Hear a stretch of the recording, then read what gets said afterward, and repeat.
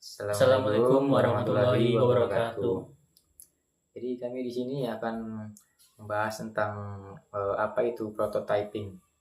Jadi kami kelompoknya itu beranggotakan Maulana Abrizal dan di samping saya ada. Mdeni Saifuddin. Oke. Yang pertama-tama materi akan disampaikan oleh saya. Apa itu prototyping? Bagaimana definisi misi dan tujuannya? Prototyping adalah sebuah pembuatan model awal atau simulasi produk atau sistem yang akan dikembangkan. Prototipe ini digunakan untuk menguji dan memvalidasi desain, fungsionalitas, dan kegunaan produk sebelum diproduksi secara massal. Ini adalah representasi visual dari apa yang mungkin menjadi produk akhir.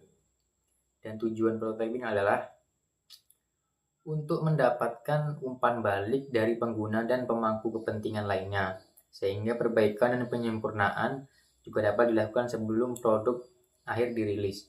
Prototyping juga membantu mengidentifikasi masalah desain dan fungsionalitas sejak dini, mengurangi risiko kesalahan dan biaya yang lebih mahal di kemudian hari.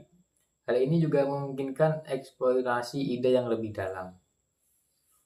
Baiklah, ini materi selanjutnya adalah pemanfaatan prototyping dalam pengembangan produk. Yaitu salah satunya adalah mengurangi resiko kesalahan dengan menguji prototype. Kesalahan desain dan fungsionalitas dapat diidentifikasi dan diperbaiki sebelum produk akhirnya dirilis dan mengurangi resiko dan biaya yang terkait gitu.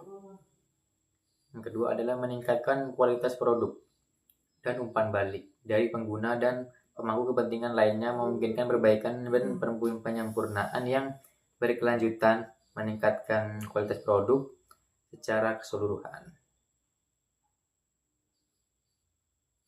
Itu selanjutnya adalah jenis-jenis prototyping, low friendly dan juga high friendly.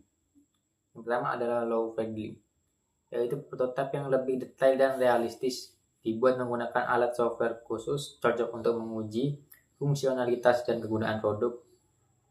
Yang kedua adalah high fidelity, prototipe sederhana yang dibuat dengan cepat menggunakan bahan-bahan murah seperti kertas dan pensil, cocok untuk menguji konsep dasar, mengedepankan awal gitulah ya. Selanjutnya akan disampaikan oleh Denny. Baik, selanjutnya proses prototyping dan langkah demi langkah. Yang pertama, identifikasi kebutuhan. Tentu tujuan dan ruangan lingkup prototipe serta kebutuhan pengguna yang harus dipenuhi. Yang kedua, desain prototyping. Buat desain awal prototipe termasuk tampilan antarmuka fungsional utama. Yang tiga, uji prototyping. Uji prototipe dengan pengguna dan pemangku kepentingan lainnya serta kumpulkan umpan balik. Yang keempat, literasi. Lakukan perbaikan dan penyempurnaan berdasarkan umpan balik, serta ulangi proses pengujian dan literasi hingga prototipe memenuhi kebutuhan. Selanjutnya, alat dan software yang digunakan dalam prototyping. 1. Sketch adalah perangkat lunak yang desain vektor populer untuk membuat prototipe, UI dan UX.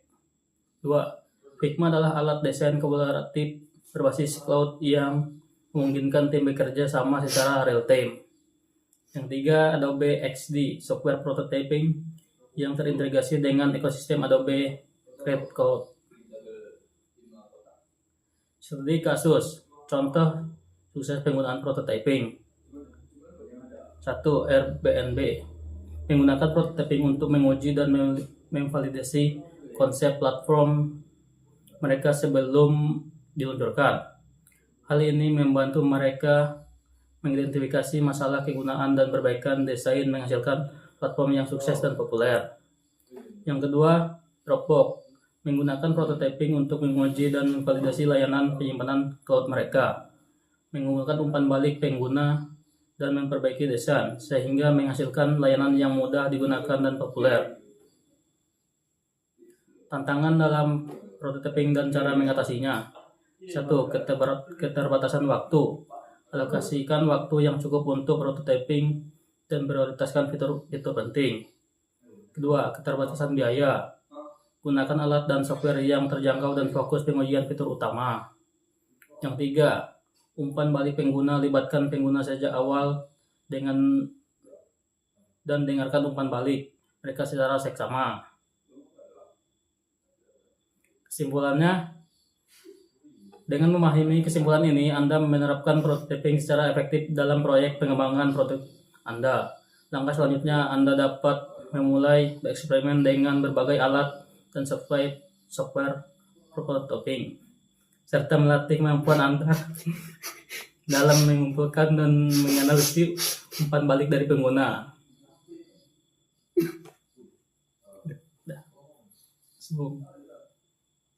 Jadi intinya prototyping itu adalah sebuah produk awal ataupun sampel yang berupa desain atau bisa berbentuk yang lain gitulah ya. Jadi kurang lebih hanya itu yang bisa kami sampaikan. Terima kasih. Assalamualaikum warahmatullahi wabarakatuh.